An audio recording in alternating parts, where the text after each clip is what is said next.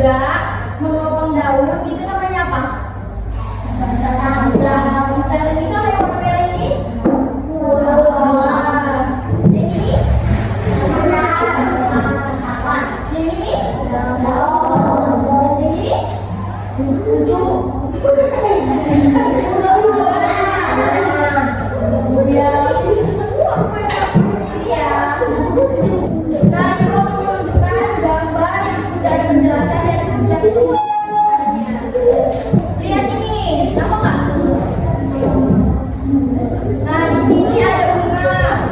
Bunga itu berfungsi alat organ reproduksi yang mengandung struktur kelamin jantan atau benang sari dan betina atau putih melalui proses penyembuhan dan pembuahan. Bunga menghasilkan biji untuk reproduksi. Dan ini biji. Biji berfungsi, biji itu berada di dalam buah mengandung embrio tumbuhan baru dan cadangan makanan untuk perkembangan awal embrio. Dan batang.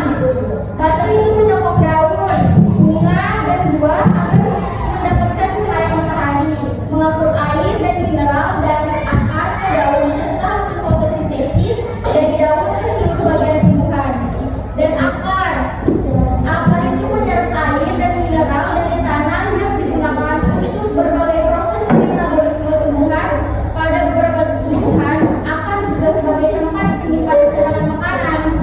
Buah itu mengelilingi dan melindungi biji selama perkembangan sebagai cadangan makanan yang menarik hewan untuk menyebarkan biji.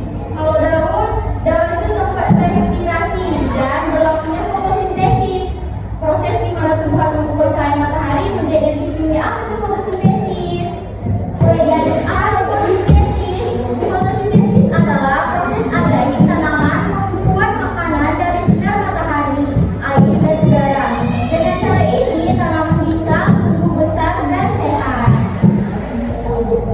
Apa bahan fotosintesis? Yaitu sinar matahari, yaitu memberikan energi kepada tanaman untuk membuat makanan. Tanpa sinar matahari, tanaman tidak bisa berfotosintesis. Yang kedua itu air, diserap dari tanah oleh akar tanaman. Air naik ke daun untuk digunakan dalam fotosintesis. Dan selanjutnya itu udara atau CO2. Karbon dioksida diambil dari udara sekitar melalui lubang kecil di daun yang disebut stomata.